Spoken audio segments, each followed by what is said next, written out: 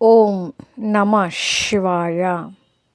ನಮ್ಮ ಚಾನೆಲ್ ವಿಡಿಯೋಗಳ ಹೆಚ್ಚಿನ ಮಾಹಿತಿಗಾಗಿ ಸಬ್ಸ್ಕ್ರೈಬ್ ಬಟನ್ಗೆ ಕ್ಲಿಕ್ ಮಾಡಿ ನಮ್ಮ ಚಾನೆಲ್ಗೆ ಸಬ್ಸ್ಕ್ರೈಬ್ ಮಾಡಿ. ಈ ವಿಡಿಯೋ ಇಷ್ಟವಾದಲ್ಲಿ ಲೈಕ್ ಮಾಡಿ, ಶೇರ್ ಮಾಡಿ ಹಾಗೂ ಕಮೆಂಟ್ ಮಾಡಿ.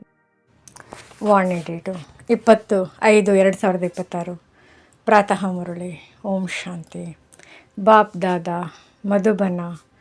ಮಧುರ ಮಕ್ಕಳೇ, ತಮ್ಮೊಂದಿಗೆ ತಾವು ಕೇಳಿಕೊಳ್ಳಿ, ನಾನು ಎಷ್ಟು ಸಮಯ ತಂದೆಯ ನೆನಪಿನಲ್ಲಿರುತ್ತೇನೆ, ಎಷ್ಟು ಸಮಯ ದೇಹಿ ಅಭಿಮಾನಿ ಸ್ಥಿತಿ ಇರುತ್ತದೆ? ಪ್ರಶ್ನೆ: ಅದೃಷ್ಟವಂತ ಮಕ್ಕಳೇ ತಂದೆಯ ಯಾವ ಆದೇಶವನ್ನು ಪಾಲನೆ ಮಾಡುತ್ತಾರೆ? ಉತ್ತರ: ತಂದೆಯ ಆದೇಶವಾಗಿದೆ.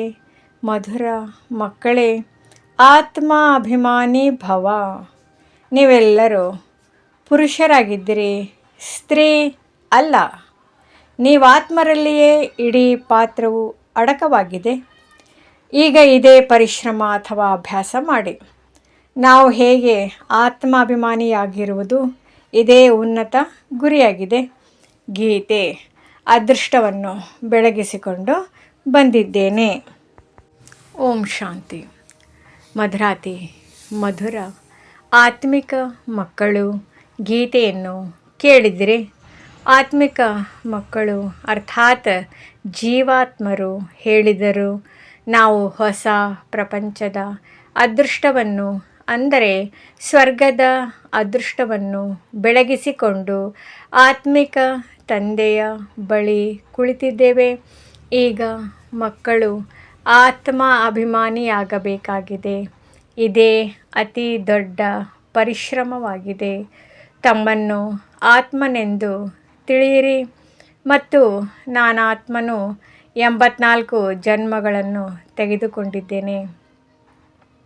ಕೆಲವೊಮ್ಮೆ ವಕೀಲ, ಕೆಲವೊಮ್ಮೆ ವೈದ್ಯ ಆಗಿದ್ದೇನೆ ಎಂದು ತಿಳಿದುಕೊಳ್ಳಿ. ಆತ್ಮವು ಪುರುಷನಾಗಿದೆ. ಎಲ್ಲರೂ ಸಹೋದರರೇ ಹೊರತು ಸಹೋದರಿಯರಲ್ಲ. ಇದು ನನ್ನ ಶರೀರವಾಗಿದೆ ಎಂದು ಆತ್ಮವು ಹೇಳುತ್ತದೆ. ಆ ಲೆಕ್ಕದಿಂದ ಆತ್ಮವು ಪುರುಷನಾಯಿತು, ಈ ಶರೀರವು ಸ್ತ್ರೀ ಆಯಿತು. ಪ್ರತಿಯೊಂದು ಮಾತನ್ನು ಚೆನ್ನಾಗಿ ತಿಳಿದುಕೊಳ್ಳಬೇಕಾಗಿದೆ. ತಂದೆಯು ಬಹಳ ವಿಶಾಲ ಸೂಕ್ಷ್ಮ ಬುದ್ಧಿಯವರನ್ನಾಗಿ ಮಾಡುತ್ತಾರೆ. ನೀವೀಗ ತಿಳಿದುಕೊಂಡಿದ್ದೀರಿ, ನಾನಾತ್ಮನು 84 ಜನ್ಮಗಳನ್ನು ತೆಗೆದುಕೊಂಡಿದ್ದೇನೆ. ಆತ್ಮದಲ್ಲಿಯೇ ಒಳ್ಳೆಯ ಹಾಗೂ ಕೆಟ್ಟ ಸಂಸ್ಕಾರವಿರುತ್ತದೆ. ಆ ಸಂಸ್ಕಾರಗಳ ಅನುಸಾರ ಶರೀರವು ಅದೇ ರೀತಿ ಸಿಗುತ್ತದೆ. ಎಲ್ಲವೂ ಆತ್ಮದ ಮೇಲೆ ಆಧಾರಿತವಾಗಿದೆ. ಇದು ಬಹಳ ದೊಡ್ಡ ಪರಿಶ್ರಮವಾಗಿದೆ. ಜನ್ಮ ಜನ್ಮಾಂತರ ಲೌಕಿಕ ತಂದೆಯನ್ನು ನೆನಪು ಮಾಡಿದ್ದೀರಿ. ಈಗ ಪಾರಲೌಕಿಕ ತಂದೆಯನ್ನು ನೆನಪು ಮಾಡಬೇಕಾಗಿದೆ. ತಮ್ಮನ್ನು ಪದೇ ಪದೇ ಆತ್ಮನೆಂದು ತಿಳಿಯಬೇಕಾಗಿದೆ. ನಾವು ಆತ್ಮರು ಈ ಶರೀರವನ್ನು ತೆಗೆದುಕೊಳ್ಳುತ್ತೇವೆ. ಈಗ ನಾವು ಆತ್ಮರಿಗೆ ತಂದೆಯು ಓದಿಸುತ್ತಾರೆ. ಇದು ಆತ್ಮಿಕ ಜ್ಞಾನವಾಗಿದೆ. ಯಾವುದನ್ನು ಆತ್ಮಿಕ ತಂದೆಯೇ ಕೊಡುತ್ತಾರೆ? ಮೊಟ್ಟ ಮೊದಲ ಮುಖ್ಯ ಮಾತೇನೆಂದರೆ ಮಕ್ಕಳು ಆತ್ಮಾಭಿಮಾನಿಯಾಗಿರಬೇಕಾಗಿದೆ. ಆತ್ಮಾಭಿಮಾನಿಯಾಗಿ ಇರುವುದು ಅತಿ ದೊಡ್ಡ ಉನ್ನತ ಗುರಿಯಾಗಿದೆ. ಜ್ಞಾನವೇನೂ ಕಷ್ಟವಲ್ಲ. ಜ್ಞಾನದಲ್ಲಿ ಪರಿಶ್ರಮವಿಲ್ಲ. ಸೃಷ್ಟಿ ಚಕ್ರವನ್ನು ತಿಳಿದುಕೊಳ್ಳುವುದು ಚರಿತ್ರೆ ಭೂಗೋಳವಾಗಿದೆ. ಶ್ರೇಷ್ಠಾತಿ ಶ್ರೇಷ್ಠನು ತಂದೆಯಾಗಿದ್ದಾರೆ. ನಂತರ ಸೂಕ್ಷ್ಮವತನದ ದೇವತೆಗಳಾಗಿದ್ದಾರೆ. ವಿಶ್ವದ ಚರಿತ್ರೆ ಭೂಗೋಳವು ಮನುಷ್ಯ ಸೃಷ್ಟಿಯಲ್ಲೇ ಇರುತ್ತದೆ. ಯಾವುದೇ ಸೂಕ್ಷ್ಮವತನ ಮೂಲವತನದಲ್ಲಿ ಚರಿತ್ರೆ ಭೂಗೋಳವಿರುವುದಿಲ್ಲ. ಅದು ಶಾಂತಿಧಾಮವಾಗಿದೆ. ಸತ್ಯಯುಗವು ಸುಖಧಾಮ, ಕಲಿಯುಗವು ದುಃಖಧಾಮವಾಗಿದೆ. ಇಲ್ಲಿ ರಾವಣ ರಾಜ್ಯದಲ್ಲಿ ಯಾರಿಗೂ ಶಾಂತಿ ಸಿಗಲು ಸಾಧ್ಯವಿಲ್ಲ. ಈಗ ನೀವು ಮಕ್ಕಳಿಗೆ ಜ್ಞಾನ ಸಿಕ್ಕಿದೆ. ನಾವಾತ್ಮರು ಶಾಂತಿಧಾಮದ ನಿವಾಸಿಗಳಾಗಿದ್ದೇವೆ. ಕರ್ಮ ಮಾಡುವುದಕ್ಕಾಗಿ ಈ ಕರ್ಮೇಂದ್ರಿಯಗಳು ಸಿಕ್ಕಿವೆ. ಕರ್ಮ ಮಾಡಲಿ ಮಾಡದಿರಲಿ ನಾವಂತೂ ಆತ್ಮರಾಗಿದ್ದೇವೆ. ನಮ್ಮ ಸ್ವಧರ್ಮವು ಶಾಂತಿಯಾಗಿದೆ. ಕರ್ಮಯೋಗಿಗಳಲ್ಲವೇ ಕರ್ಮವನ್ನು ಅವಶ್ಯವಾಗಿ ಮಾಡಬೇಕಾಗಿದೆ. ಎಂದೂ ಕರ್ಮವನ್ನು ಸನ್ಯಾಸಿಗಳಾಗಲು ಸಾಧ್ಯವಿಲ್ಲ. ಇದು ಸಹ ಈ ಸನ್ಯಾಸಿಗಳ ಪಾತ್ರವಾಗಿದೆ. ಮನೆ ಮಠವನ್ನು ಬಿಟ್ಟು ಹೋಗುತ್ತಾರೆ. ಭೋಜನವನ್ನು ತಯಾರಿಸುವುದಿಲ್ಲ. ಗೃಹಸ್ಥಿಗಳಿಂದ ಭಿಕ್ಷೆ ಬೇಡುತ್ತಾರೆ. ಮತ್ತು ಆ ಗೃಹಸ್ಥಿಗಳ ಬಳಿಯೇ ತಿನ್ನುತ್ತಾರಲ್ಲವೇ. ಮನೆ ಮಠವನ್ನು ಬಿಟ್ಟು ಪುನಃ ಕರ್ಮವನ್ನಂತೂ ಮಾಡುತ್ತಾರೆ. ಕರ್ಮ ಸನ್ಯಾಸವಂತೂ ಆಗಲು ಸಾಧ್ಯವಿಲ್ಲ. ಯಾವಾಗ ಆತ್ಮವು ಶಾಂತಿಧಾಮದಲ್ಲಿ ಇರುವುದು ಆಗ ಕರ್ಮ ಸನ್ಯಾಸವಾಗುತ್ತದೆ. ಅಲ್ಲಿ ಕರ್ಮೇಂದ್ರಿಗಳೇ ಇಲ್ಲವೆಂದ ಮೇಲೆ ಕರ್ಮವನ್ನು ಹೇಗೆ ಮಾಡುತ್ತಾರೆ? ಇದಕ್ಕೆ ಕರ್ಮಕ್ಷೇತ್ರವೆಂದು ಹೇಳುತ್ತಾರೆ. ಕರ್ಮಕ್ಷೇತ್ರದಲ್ಲಿ ಎಲ್ಲರೂ ಬರಬೇಕಾಗುತ್ತದೆ. ಅದು ಶಾಂತಿಧಾಮ ಅಥವಾ ಮೂಲವತನವಾಗಿದೆ. ನಾವು ಆತ್ಮರು ಬ್ರಹ್ಮತತ್ವದಲ್ಲಿ ಲೀನವಾಗುತ್ತೇವೆ ಎಂದಲ್ಲ, ನಾವು ಶಾಂತಿಧಾಮದ ನಿವಾಸಿಗಳಾಗಿದ್ದೇವೆ. ಇಲ್ಲಿ ಕರ್ಮಕ್ಷೇತ್ರಕ್ಕೆ ಪಾತ್ರವನ್ನು ಅಭಿನಯಿಸಲು ಬರುತ್ತೇವೆ. ಇವು ವಿಸ್ತಾರದ ಮಾತುಗಳಾಗಿವೆ. ಸಾರ ರೂಪದಲ್ಲಂತೂ ಹೇಳುತ್ತಾರೆ, ತಮ್ಮನ್ನು ಆತ್ಮ ನಿಶ್ಚಯ ಮಾಡಿಕೊಳ್ಳಿ ಮತ್ತು ತಂದೆಯನ್ನು ನೆನಪು ಮಾಡಿರಿ, ಆಗ ವಿಕರ್ಮಗಳು ವಿನಾಶವಾಗುವುದು. ಇದಕ್ಕೆ ಭಾರತದ ಪ್ರಾಚೀನ ಯೋಗವೆಂದು ಹೇಳಲಾಗುತ್ತದೆ. ವಾಸ್ತವದಲ್ಲಿ ಇದಕ್ಕೆ ಯೋಗವಲ್ಲ, ನೆನಪು ಎಂದು ಹೇಳಬೇಕು. ಇದರಲ್ಲಿ ಪರಿಶ್ರಮವಿದೆ. ಬಹಳ ಕೆಲವರೇ ಯೋಗಿಗಳಾಗುತ್ತಾರೆ. ಯೋಗದ ಶಿಕ್ಷಣವು ಮೊದಲು ಬೇಕು, ನಂತರ ಜ್ಞಾನ. ಮೊಟ್ಟ ಮೊದಲು ತಂದೆಯ ನೆನಪಾಗಿದೆ. ತಂದೆಯು ತಿಳಿಸುತ್ತಾರೆ, ದೇಹಿ ಅಭಿಮಾನಿಯಾಗಿ ಇದು ಆತ್ಮಿಕ ನೆನಪಿನ ಯಾತ್ರೆಯಾಗಿದೆ, ಜ್ಞಾನದ ಯಾತ್ರೆಯಲ್ಲ. ಇದರಲ್ಲಿ ಬಹಳ ಪರಿಶ್ರಮ ಪಡಬೇಕಾಗುತ್ತದೆ. ಯಾರಾದರೂ ಭಲೆ ಬೇಕೆ ಎಂದು ಕರೆಸಿಕೊಳ್ಳಬಹುದು, ಆದರೆ ತಂದೆಯನ್ನು ನೆನಪು ಮಾಡುವುದಿಲ್ಲ. ತಂದೆಯು ಬಂದು ಬ್ರಹ್ಮರವರ ಮೂಲಕ ನೀವು ಮಕ್ಕಳನ್ನು ದೇಹಿ ಅಭಿಮಾನಿಯನ್ನಾಗಿ ಮಾಡುತ್ತಾರೆ. ಇವರು ದೇಹಾಭಿಮಾನಿಯಾಗಿದ್ದರು. ಈಗ ದೇಹಿ ಅಭಿಮಾನಿಯಾಗುವ ಪುರುಷಾರ್ಥವು ನಡೆಯುತ್ತಿದೆ. ಬ್ರಹ್ಮನು ಭಗವಂತನಲ್ಲ. ಇಲ್ಲಂತೂ ಎಲ್ಲ ಮನುಷ್ಯ ಮಾತ್ರರು ಪತೀತರಾಗಿದ್ದಾರೆ. ಪಾವನ ಶ್ರೇಷ್ಠಾಚಾರಿಗಳು ಒಬ್ಬರೂ ಇಲ್ಲ.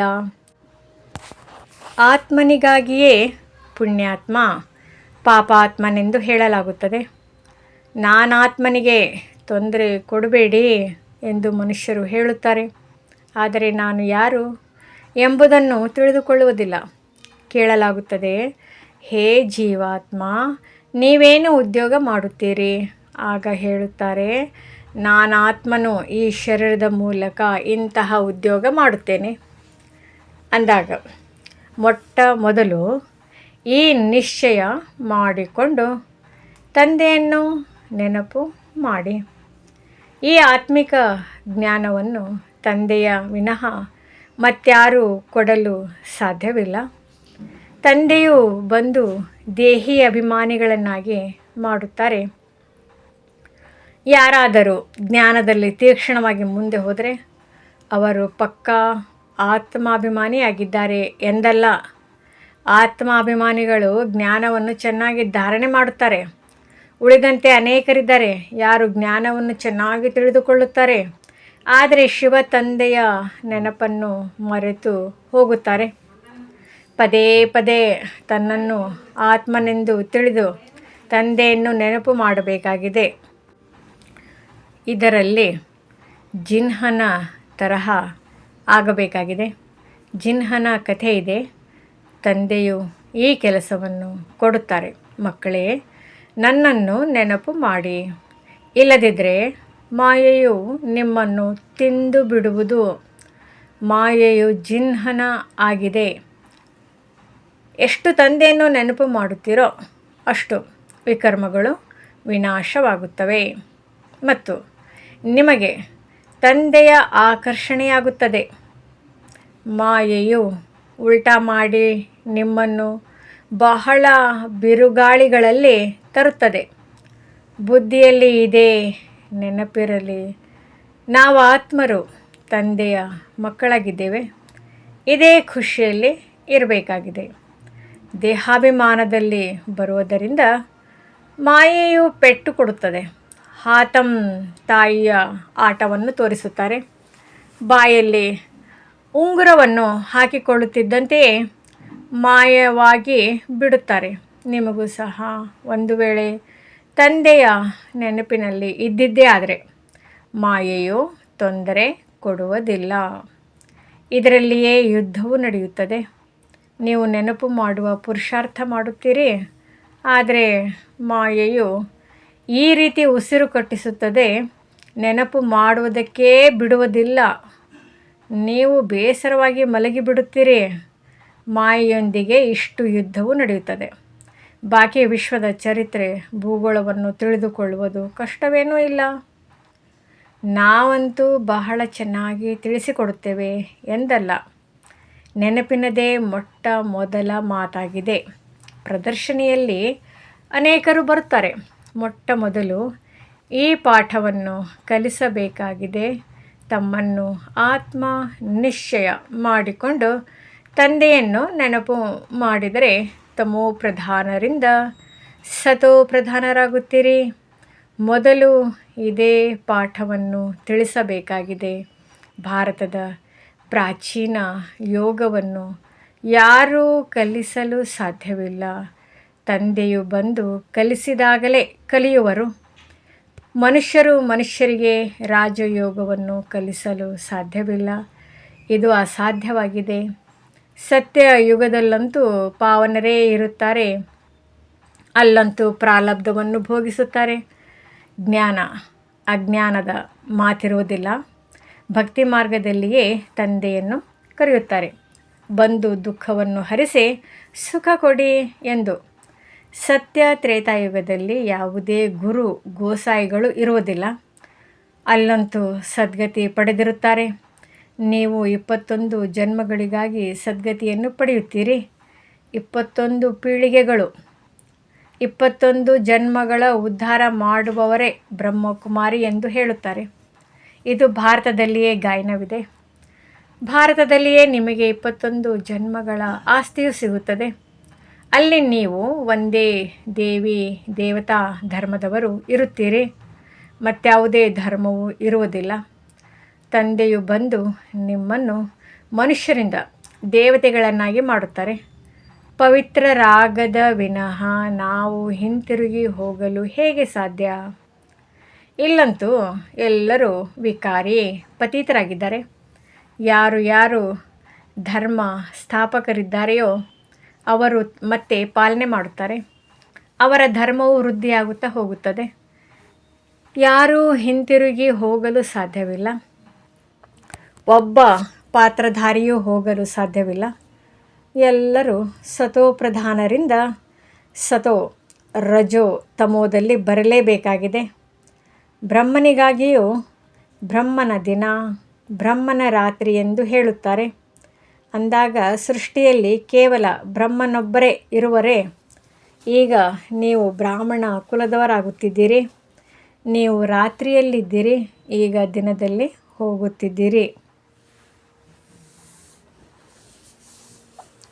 ನಿಮಗೆ ತಿಳಿಸಿದ್ದಾರೆ ಎಷ್ಟು ಸಮಯ, ಪೂಜ್ಯತನದಲ್ಲಿ ಎಷ್ಟು ಜನ್ಮಗಳು ಪೂಜಾರಿಗಳಾಗುತ್ತೀರಿ. ಎಲ್ಲಿಯವರೆಗೆ ತಂದೆಯು ಬರುವುದಿಲ್ಲವೋ ಅಲ್ಲಿಯವರೆಗೆ ಯಾರೂ ಭ್ರಷ್ಟಾಚಾರಿಗಳಿಂದ ಶ್ರೇಷ್ಠಾಚಾರಿಗಳಾಗಲು ಸಾಧ್ಯವಿಲ್ಲ. ಯಾರು ವಿಕಾರದಿಂದ ಜನ್ಮ ಪಡೆಯುವರೋ ಅವರಿಗೆ ಭ್ರಷ್ಟಾಚಾರಿಗಳೆಂದು ಹೇಳಲಾಗುತ್ತದೆ. ಆದ್ದರಿಂದ ಇದಕ್ಕೆ ನರಕವೆಂದು ಹೇಳುವರು. ಸ್ವರ್ಗ ಮತ್ತು ನರಕ ಎರಡರಲ್ಲಿಯೂ ಒಂದು ವೇಳೆ ದುಃಖವಿದ್ದರೆ ಅದಕ್ಕೆ ಸ್ವರ್ಗವೆಂದು ಹೇಳಲಾಗುವುದಿಲ್ಲ.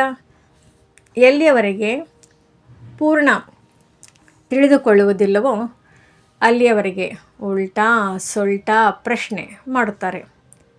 ನೀವು ತಿಳಿಸಬೇಕಾಗಿದೆ, ಭಾರತವು ಬಹಳ ಶ್ರೇಷ್ಠವಾಗಿತ್ತು. ಹೇಗೆ ಈಶ್ವರನ ಮಹಿಮೆಯು ಅಪರಂಪಾರವಾಗಿದೆಯೋ ಹಾಗೆ ಭಾರತದ ಮಹಿಮೆಯು ಅಪರಂಪಾರವಾಗಿದೆ. ಭಾರತವು ಹೇಗಿತ್ತು ಆ ರೀತಿ ಯಾರು ಮಾಡಿದರು? ತಂದೆ ಅವರದೇ ಮಹಿಮೆಯನ್ನು ಹಾಡುತ್ತಾರೆ. ತಂದೆಯೇ ಬಂದು ಮಕ್ಕಳನ್ನು ವಿಶ್ವದ ಮಾಲೀಕರನ್ನಾಗಿ ಮಾಡುತ್ತಾರೆ. ಮನುಷ್ಯ ಮಾತ್ರರನ್ನು ದುರ್ಗತಿಯಿಂದ ಸದ್ಗತಿಯಲ್ಲಿ ಕರೆದುಕೊಂಡು ಹೋಗುತ್ತಾರೆ. ಶಾಂತಿಧಾಮಕ್ಕೆ ಕರೆದುಕೊಂಡು ಹೋಗುತ್ತಾರೆ. ಅದಕ್ಕಾಗಿಯೇ ಮನುಷ್ಯರು ಪುರುಷಾರ್ಥ ಮಾಡುತ್ತಾರೆ. ಅದಕ್ಕೆ ಅಟಲ ಸುಖ, ಅಟಲ ಶಾಂತಿ, ಅಟಲ ಪವಿತ್ರತೆ ಎಂದು ಹೇಳಲಾಗುತ್ತದೆ. ಅಲ್ಲಿ ನೀವು ಸುಖದಲ್ಲಿಯೂ ಇರುತ್ತೀರಿ, ಶಾಂತಿಯಲ್ಲಿಯೂ ಇರುತ್ತೀರಿ. ಇನ್ನುಳಿದ ಆತ್ಮರು ಶಾಂತಿಯಲ್ಲಿ ಇರುತ್ತಾರೆ. ಹೆಚ್ಚು ಜನ್ಮಗಳನ್ನು ನೀವೇ ತೆಗೆದುಕೊಳ್ಳುತ್ತೀರಿ. ಕಡಿಮೆ ಜನ್ಮಗಳನ್ನು ತೆಗೆದುಕೊಳ್ಳುವವರು ಅಟಲ ಶಾಂತಿಯಲ್ಲಿರುತ್ತಾರೆ. ಅವರು ಹೇಗೆ ಸೊಳ್ಳೆಗಳಂತೆ ಬಂದರೂ ಒಂದು ಅಥವಾ ಅರ್ಧ ಜನ್ಮ ಪಾತ್ರವನ್ನು ಅಭಿನಯಿಸಿದರು. ಅಂಥವರಿಗೆ ಯಾವುದೇ ಬೆಲೆ ಇಲ್ಲ. ಸೊಳ್ಳೆಗಳಿಗೆ ಏನು ಬೆಲೆ ಇದೆ? ರಾತ್ರಿಯಲ್ಲಿ ಹುಟ್ಟುತ್ತವೆ, ರಾತ್ರಿಯಲ್ಲಿಯೇ ಸತ್ತು ಹೋಗುತ್ತವೆ. ಈ ಸಮಯದಲ್ಲಿ ಬಹಳ ಮಂದಿ ಶಾಂತಿಯನ್ನೇ ಬಯಸುತ್ತಾರೆ. ಏಕೆಂದರೆ ಈ ಸಮಯದ ಗುರುಗಳು ಶಾಂತಿಯಲ್ಲಿ ಹೋಗೋರಾಗಿದ್ದಾರೆ. ನೀವಿಲ್ಲಿ ಸ್ವರ್ಗವಾಸಿಗಳಾಗಲು ಬಂದಿದ್ದೀರಿ. ಸ್ವರ್ಗವಾಸಿಗಳಿಗೆ ಶಾಂತಿವಾಸಿಗಳು ಎಂದು ಹೇಳುವುದಿಲ್ಲ. ಶಾಂತಿವಾಸಿ ಎಂದು ನಿರಾಕಾರಿ ಪ್ರಪಂಚಕ್ಕೆ ಹೇಳಲಾಗುತ್ತದೆ. ಮುಕ್ತಿ ಶಬ್ದವನ್ನು ಗುರುಗಳಿಂದ ಕಲಿಯುತ್ತಾರೆ. ಮಾತೆಯರು ವೈಕುಂಠಪುರಿಯಲ್ಲಿ ಹೋಗುವುದಕ್ಕಾಗಿ ವ್ರತ ನಿಯಮಗಳನ್ನು ಇಟ್ಟುಕೊಳ್ಳುತ್ತಾರೆ. ಯಾರಾದರೂ ಮರಣ ಹೊಂದಿದಾಗಲೂ ಸ್ವರ್ಗವಾಸಿಯಾದರೆಂದು ಹೇಳುತ್ತಾರೆ. ಯಾರೂ ಆಗುವುದಿಲ್ಲ. ಆದರೆ ಭಾರತವಾಸಿಗಳು ಸ್ವರ್ಗವನ್ನೇ ಒಪ್ಪುತ್ತಾರೆ. ಭಾರತವು ಸ್ವರ್ಗವಾಗಿತ್ತು ಎಂದು ತಿಳಿಯುತ್ತಾರೆ. ಶಿವ ತಂದೆಯು ಭಾರತದಲ್ಲಿಯೇ ಬಂದು ಸ್ವರ್ಗದ ರಚನೆ ಮಾಡುತ್ತಾರೆ. ಅಂದಮೇಲೆ ಅವಶ್ಯವಾಗಿ ಇಲ್ಲಿಯೇ ರಚಿಸುತ್ತಾರೆ. ಅವರು ಸ್ವರ್ಗದಲ್ಲಂತೂ ಬರುವುದಿಲ್ಲ. ನಾನು ಬರುವುದೇ ಸ್ವರ್ಗ ಮತ್ತು ನರಕದ ಸಂಗಮದಲ್ಲಿ ಎಂದು ತಂದೆಯು ಹೇಳುತ್ತಾರೆ. ಕಲ್ಪ ಕಲ್ಪದ ಸಂಗಮದಲ್ಲಿ ಬರುತ್ತಾರೆ. ಇದಕ್ಕೆ ಅವರು ಯುಗೆ ಯುಗೆ ಎಂದು ಬರೆದು ಬಿಟ್ಟಿದ್ದಾರೆ. ಕಲ್ಪದ ಅಕ್ಷರವನ್ನು ಮರೆತು ಹೋಗಿದ್ದಾರೆ. ಇದು ಸಹ ಆಟವೂ ಮಾಡಲ್ಪಟ್ಟಿದೆ ಮತ್ತು ಇದೇ ಪುನರಾವರ್ತನೆ ಆಗುವುದು. ಈ ಅಂತಿಮ ಜನ್ಮದಲ್ಲಿ ನೀವು ತಂದೆಯನ್ನು ಮತ್ತು ಸೃಷ್ಟಿ ಚಕ್ರವನ್ನು ತಿಳಿದುಕೊಂಡಿದ್ದೀರಿ. ನಂಬರ್ ವಾರ್ ಹೇಗೆ ಸ್ಥಾಪನೆಯಾಗುತ್ತದೆ ಎಂಬುದನ್ನು ನೀವೀಗ ತಿಳಿದುಕೊಂಡಿದ್ದೀರಿ. ನೀವು ಭಾರತವಾಸಿಗಳ ಮೇಲೆ ಇಡೀ ಆಟವು ಮಾಡಲ್ಪಟ್ಟಿದೆ. ನೀವೀಗ ತಂದೆಯ ಮೂಲಕ ರಾಜಯೋಗವನ್ನು ಕಲಿಯುತ್ತೀರಿ. ತಂದೆಯ ನೆನಪಿನಿಂದಲೇ ರಾಜ್ಯವನ್ನು ಪಡೆಯುತ್ತೀರಿ. ಚಿತ್ರಗಳು ಇವೆಯಲ್ಲವೇ? ಇವೆಲ್ಲ ಚಿತ್ರಗಳನ್ನು ಯಾರು ಮಾಡಿದರು? ಇವರಿಗೆ ಯಾರು ಗುರು ಗೋಸಾಯಿಗಳಂತೂ ಇಲ್ಲ. ಒಂದು ವೇಳೆ ಗುರುವಿದ್ದಿದ್ದರೂ ಸಹ ಗುರುವಿಗೆ ಕೇವಲ ಒಬ್ಬ ಶಿಷ್ಯನೇ ಇರುವರೇ? ಅನೇಕರು ಇರುವರಲ್ಲವೇ? ಈ ಜ್ಞಾನವನ್ನು ತಂದೆ ವಿನಃ ಮತ್ಯಾರೂ ತಿಳಿಸಿಕೊಡಲು ಸಾಧ್ಯವಿಲ್ಲ. ಈ ನಮ್ಮ ಚಿತ್ರಗಳನ್ನು ದಾದಾರವರು ಮಾಡಿಸಿದ್ದಾರೆಯೇ ಎಂದು ಅನೇಕರು ಕೇಳುತ್ತಾರೆ.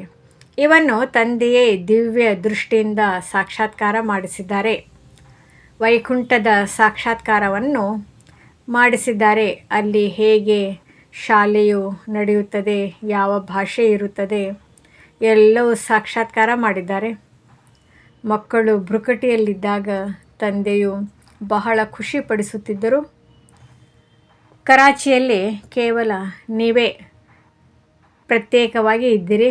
ಹೇಗೆ ಅಲ್ಲಿ ತಮ್ಮದೇ ರಾಜ್ಯವಾಗಿತ್ತು, ತಮ್ಮದೇ ಮಾತು, ತಮ್ಮದೇ ರಾಜ್ಯ. ಅನ್ಯ ಯಾರ್ಯಾರೂ ತಿಳಿದುಕೊಳ್ಳಲು ಸಾಧ್ಯವಿಲ್ಲ. ಇವರು ಖುದಾಪ್ರಸ್ತರೆಂದು ತಿಳಿಯುತ್ತಿದ್ದರು. ತಂದೆಯು ತಿಳಿಸಿದ್ದಾರೆ, ನೀವು ಒಬ್ಬ ತಂದೆಯವರಾಗಿದ್ದೀರಿ. ನನ್ ಬಟ್ ಒನ್ ಅಂದರೆ ಒಬ್ಬ ತಂದೆಯ ವಿನಃ ಮತ್ಯಾರನ್ನು ನೆನಪು ಮಾಡಬಾರದು. ಆ ನನ್ಗಳು ಕ್ರಿಸ್ತನನ್ನೇ ತಿಳಿದುಕೊಂಡಿರುತ್ತಾರೆ, ಅವರ ವಿನಃ ಮತ್ಯಾರನ್ನೂ ಅಲ್ಲ. ನೀವು ತಿಳಿದುಕೊಂಡಿದ್ದೀರಿ, ಆಸ್ತಿಯು ಒಬ್ಬ ಶಿವತಂದೆಯಿಂದಲೇ ಸಿಗುತ್ತದೆ. ಶಿವತಂದೆಯು ಬಿಂದುವಾಗಿದ್ದಾರೆ, ಅವರು ಸಹ ಯಾರ ಮೂಲಕವಾದರೂ ತಿಳಿಸುವರಲ್ಲವೇ? ಪ್ರಜಾಪಿತ ಬ್ರಹ್ಮನು ಅವಶ್ಯವಾಗಿ ಇಲ್ಲಿಯೇ ಇರುವರು. ಇವರ ಅನೇಕ ಜನ್ಮಗಳ ಅಂತಿಮ ಜನ್ಮದಲ್ಲಿ ಪತಿತ ಶರೀರದಲ್ಲಿ ಪ್ರವೇಶ ಮಾಡುತ್ತೇನೆಂದು ತಂದೆಯು ತಿಳಿಸುತ್ತಾರೆ. ಒಳ್ಳೆಯದು. ಧಾರಣೆಗಾಗಿ ಮುಖ್ಯ ಸಾರ: ಜ್ಞಾನವನ್ನು ಚೆನ್ನಾಗಿ ಧಾರಣೆ ಮಾಡಿಕೊಂಡು ಆತ್ಮ ಅಭಿಮಾನಿಗಳಾಗಬೇಕಾಗಿದೆ. ಇದೇ ಪರಿಶ್ರಮವಿದೆ, ಇದೇ ಉನ್ನತ ಗುರಿಯಾಗಿದೆ. ಈ ಪರಿಶ್ರಮದಿಂದ ಆತ್ಮವನ್ನು ಸತೋಪ್ರಧಾನ ಮಾಡಿಕೊಳ್ಳಬೇಕಾಗಿದೆ. ಎರಡನೇದ್ದು, ಜಿನ್ ಆಗಿ ನೆನಪಿನ ಯಾತ್ರೆ ಮಾಡಬೇಕಾಗಿದೆ. ಮಾಯೆಯು ಎಷ್ಟಾದರೂ ವಿಘ್ನಗಳನ್ನು ಹಾಕಲಿ, ಆದರೆ ಬಾಯಲ್ಲಿ ಜ್ಞಾನದ ಉಂಗುರವನ್ನು ಹಾಕಿಕೊಳ್ಳಬೇಕಾಗಿದೆ. ಮಾಯೆಯಿಂದ ಬೇಸರವಾಗಬಾರದು. ಒಬ್ಬ ತಂದೆಯ ನೆನಪಿನಲ್ಲಿದ್ದು ಬಿರುಗಾಳಿಗಳನ್ನು ದೂರ ಸರಿಸಬೇಕಾಗಿದೆ. ವರದಾನ: ಸಾಧನಗಳನ್ನು ಉಪಯೋಗಿಸುತ್ತಾ ಸಾಧನವನ್ನೇ ತಮ್ಮ ಆಧಾರವನ್ನಾಗಿ ಮಾಡಿಕೊಳ್ಳುವಂತಹ ಸಿದ್ಧಿ ಸ್ವರೂಪ ಭವ. ಹಳೆಯ ಪ್ರಪಂಚದ ಆಕರ್ಷಣಮಯ ದೃಶ್ಯ, ಅಲ್ಪಕಾಲದ ಸುಖದ ಸಾಧನಗಳನ್ನು ಉಪಯೋಗಿಸುತ್ತಾ ಅಥವಾ ನೋಡುತ್ತಾ ಇರುತ್ತೀರೆಂದರೆ ಆ ಸಾಧನಗಳಲ್ಲಿ ವಿವಶರಾಗಿ ಬಿಡುತ್ತೀರಿ. ಸಾಧನಗಳ ಆಧಾರದ ಮೇಲೆ ಸಾಧನೆ ಈ ರೀತಿಯದು.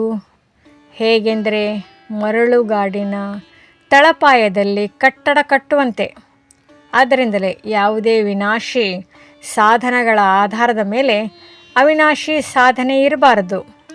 ಸಾಧನವು ನಿಮಿತ್ತವಷ್ಟೇ ಮತ್ತು ಸಾಧನವು ನಿರ್ಮಾಣದ ಆಧಾರವಾಗಿದೆ. ಆದ್ದರಿಂದ ಸಾಧನೆಗೆ ಮಹತ್ವ ಕೊಡುತ್ತೀರೆಂದರೆ ಸಾಧನೆಯು ಸಿದ್ಧಿಯನ್ನು ಪ್ರಾಪ್ತಿ ಮಾಡಿಸುತ್ತದೆ. ಸ್ಲೋಗನ್: ಯಾವುದೇ ಬಲಹೀನತೆಯ ಅಂಶವಿದ್ದರೆ ವಂಶವೇ ಉತ್ಪನ್ನವಾಗುತ್ತದೆ ಹಾಗೂ ಪರವಶರನ್ನಾಗಿ ಮಾಡಿಬಿಡುತ್ತದೆ. ಅವ್ಯಕ್ತ ಸೂಚನೆ: ಸದಾ ಅಚಲ ಅಡೋಲ ಏಕರಸ ಸ್ಥಿತಿಯ ಅನುಭವ ಮಾಡಿ.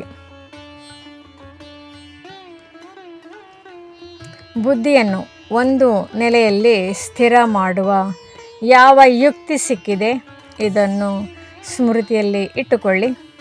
ಅಲುಗಾಡಲು ಬಿಡಬೇಡಿ. ದೇಹ ಹಾಗೂ ದೇಹದ ಪ್ರಪಂಚದಿಂದ ಭಿನ್ನರಾಗಿ ಮನಸ್ಸು ಬುದ್ಧಿಯ ವಿಮಾನದಿಂದ ಸೆಕೆಂಡ್ನಲ್ಲಿ ಆಕಾರಿ ಹಾಗೂ ನಿರಾಕಾರಿ ಸ್ಥಿತಿಯ ಅನುಭವ ಮಾಡಿ. ಬುದ್ಧಿಯನ್ನು ಅಲುಗಾಡಲು ಬಿಡಬೇಡಿ, ಇಲ್ಲವಾದರೆ ಯುದ್ಧದಲ್ಲಿ ಬಹಳ ಸಮಯ ವ್ಯರ್ಥವಾಗುವುದು. ಹೇಗೆ ತಪಸ್ವಿಗಳು ಸದಾ ಆಸನದ ಮೇಲೆ ಕುಳಿತುಕೊಂಡಿದ್ದಾರೆ, ಅದೇ ರೀತಿ ತಾವು ತಮ್ಮ ಏಕರಸ ಸ್ಥಿತಿಯ ಆಸನದ ಮೇಲೆ ವಿರಾಜಮಾನರಾಗಿ ಇರಿ. ಆಗ ಭವಿಷ್ಯ ಸಿಂಹಾಸನ ಸಿಗುವುದು. ಓಂ ಶಾಂತಿ. ಈ ಮುರಳಿ ಇಷ್ಟವಾಯಿತೆ. ಹೆಚ್ಚಿನ ಮುರಳಿ ವಿಡಿಯೋಗಳಿಗೋಸ್ಕರ ಮಾಹಿತಿಗೋಸ್ಕರ ತಾವು ನಮ್ಮ ಚಾನಲ್ಗೆ ಸಬ್ಸ್ಕ್ರೈಬ್ ಮಾಡಿರಿ. ತಮಗೆ ವಿಡಿಯೋ ನೋಟಿಫಿಕೇಷನ್ ಸಿಗ್ತಾ ಇರುವುದು. ಧನ್ಯವಾದಗಳು.